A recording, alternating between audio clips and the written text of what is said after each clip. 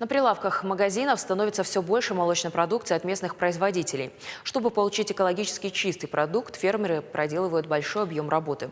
Крупный рогатый скот содержится в лучших условиях, а молоко проходит необходимую обработку.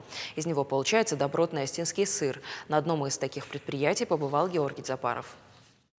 Этих коров завезли в Северную Осетию 5 лет назад. Ярославскую породу специалисты ценят за быструю акклиматизацию и высокий надой. В среднем одна корова дает 18 литров молока в сутки. Всего здесь 80 голов. За рационным здоровьем животных следит зоотехник Лина Валиева. Рассказывает, благодаря двухразовому сбалансированному питанию жирность молока составляет 4,5%.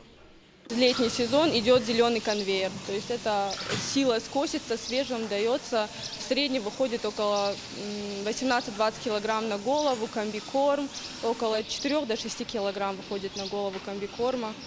По всем питательным веществам. Да. А сколько раз в день? 2 раза. Утренняя и вечерняя дойка.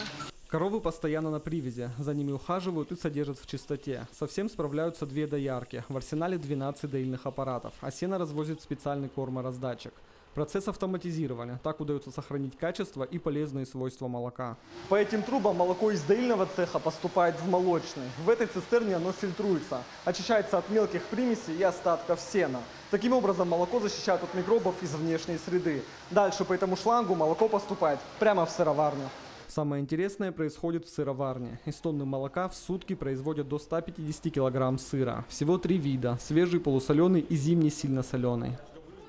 В среднем у нас выходит по 20-21 головка сыра. Но там у нас бывает вес разный. Бывает и 3 килограмма, бывает и 2,5. Правильно понимаю, все практически вручную? Конечно, все вручную. А насколько продукт натуральный?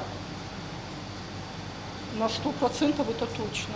Кооператив производит не только молочную продукцию, но и мясо. На откорме крупные стада. Еще руководство планирует закупить новое оборудование и расширить ассортимент. Мы на мясо сахмаркашу. Вот, действительно, иронсах, хандыджасах. Дальше? Дальше у нас идет сметана. Тоже все свое. Сепаратор у нас свой. Пропускаем молоко. Натуральный продукт. То же самое, свой творог, зернистый свежий творог. Также предприятие занимается земледелием. Выращивают пшеницу, кукурузу и ячмень. Второй год засуха мешает собрать большой урожай, поэтому вся кукуруза стала полезным кормом для скота. Развиваться помогает Министерство сельского хозяйства и продовольствия республики. Всю продукцию предприятие реализует в пределах Северной Осетии. У нас есть 3 точки розничной продажи. Мы туда поставляем, значит, и молоко, и сыр. На предприятии постоянных работников где-то человек 25. На время сезонных работ, когда вот летом самый разгар, значит, работников бывает где-то до 50-60 человек. О важности развития сельского хозяйства республики не раз говорил Вячеслав Битаров. Условия для этого есть. Существуют и меры поддержки. Теперь дело за фермерами. Георгий Запаров, Хета Гапоев, Новости Осетии.